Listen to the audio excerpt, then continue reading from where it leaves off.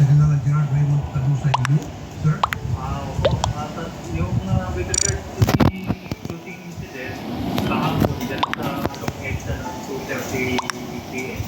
Nahuli na po natin already arrested. Bro, stop changing into I. There.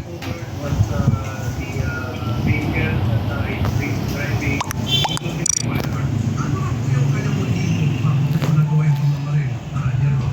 Well, hindi ka nagsasalita tungkol yung sa living witness. Yung niyaya mismo na nakasakay doon sa Innova, nakasama sa baril na driver. Sila na nila yung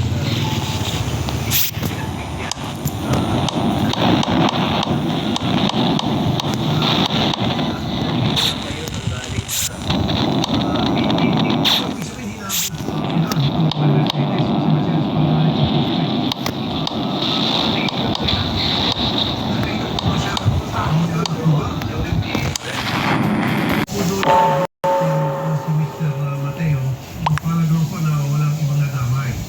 tama po yun. Naging biktima lang po yung driver.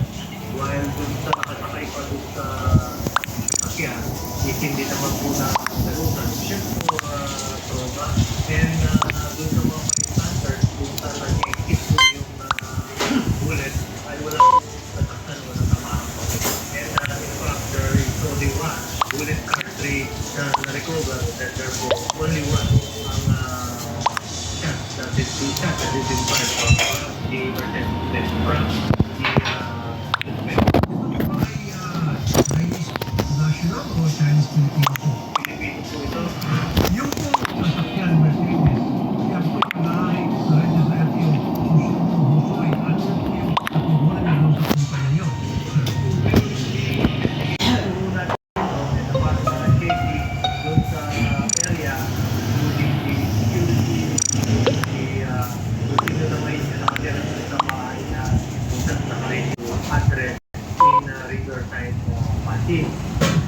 Doon sa Riverside Party na yun, it shows na ang nakatira po doon, Gerard Uy. Kaya, Gerard Uy. Kaya, kinig po natin siya.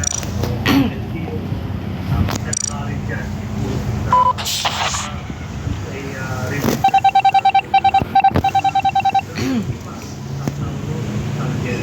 So, we asked that we at nakita natin po yung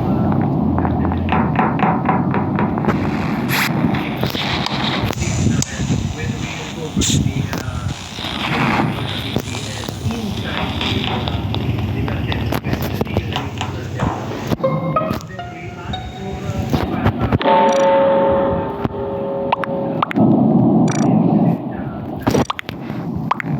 Parang po na-rebalance ito para makuha sa yung po ay nagamit at yung po bala na masiway. Sir, General? nasa under ng custody sa Andalaya sa Makati Police po. At dinodocument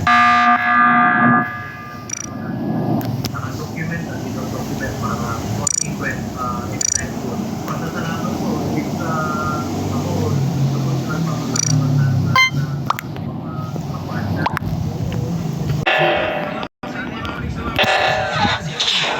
MPS current week. Yung ano ha, yung graph, Sir Mark, ang overview.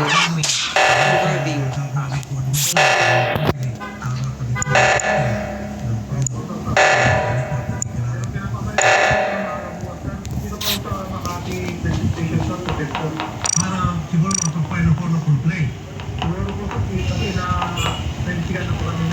Okay. Well, mag-ingat naman po kayo, sir. Baka naman yung pagpunta niyo dyan. Opo, exactly. Kasi po, alam ko yung mga style yan ng mayaman,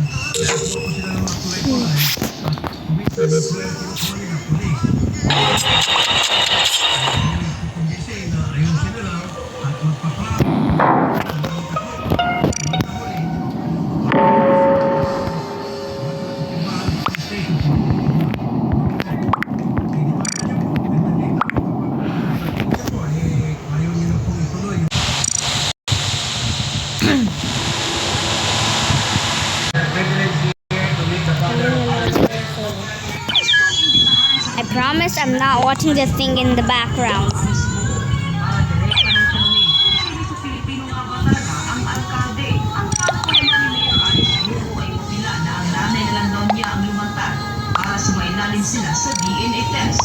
Samantala, tukoy na ang umano'y tunay ng mga kapatid ni Mayor Alice Guo na sina Sheila Lial Guo at Shemen Lial Guo.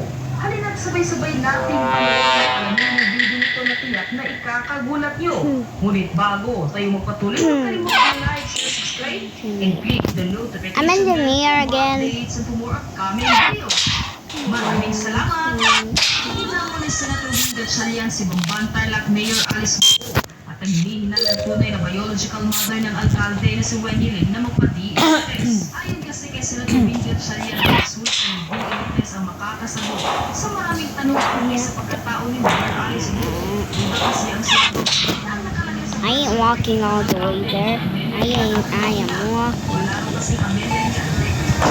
Sa ating bansa, base sa kalimutan Medbay. lalabas na isa siyang purong Chinese. Hindi raw maaalis ang posibilidad na banta sa seguridad ng bansa ang alkalde. Isa na siyang tunay na Chinese.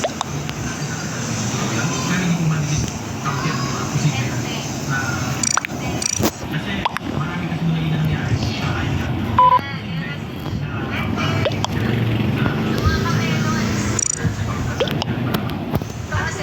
Kasanayan ng mga mambabatas na pwede na talaga ang birth certificate ni Mayor Alice Guo ay ito ang kanyang palit na kahinatan. Maaari umano sa makulong. 6 na taon. Nangitanong mo na niya ito sa kanyang ama na si Antonio.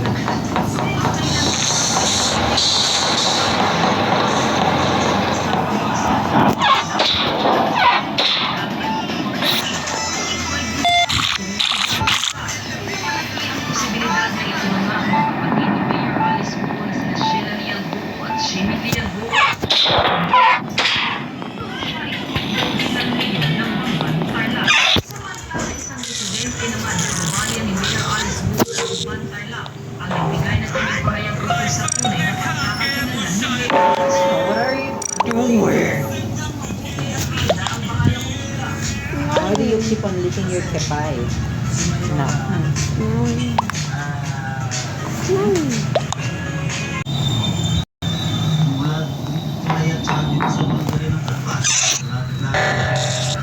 No. What are you doing? What are you doing?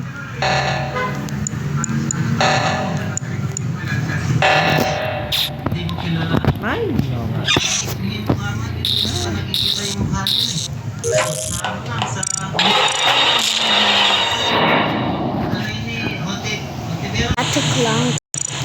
Yan ang Next is a loud thing.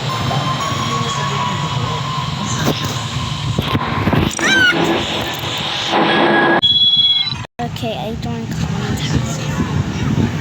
And I'm going. Purple's taken, red's taken. Now I'm going. siya sa mga This tao. one is quiet. Pero, I'll just start Okay, we're starting already. hindi siya 2 engineers in a row. hindi pa siya kandidato. Hurry up to make yay. Pakilala ka muna bago ka habol ng phone, di ba? Really? Isa sa konsyal. Really? Ay kaso biglang mayo. Why is everyone leaving? Treatment, pero mapatunayan namin na Pilipino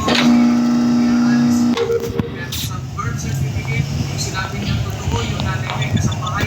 Tignan niyo yung birth certificate, nakalagay yung occupation. Let's see if Black is really doing passport. Pero sa Filipino passport, wala na siya Yup, passport. yes. So, unahan niya magsalita ng pupuntahan kahit anong pilit sa kanya. Dahil Hello, ang right? mother tongue niya ay Yes, you did. Tagalog. Sarah. Nakayat yung Everyone has that. hindi, yun na yung hindi siya involved doon sa pagkuha ng kanyang birth certificate. And I already died. Kaya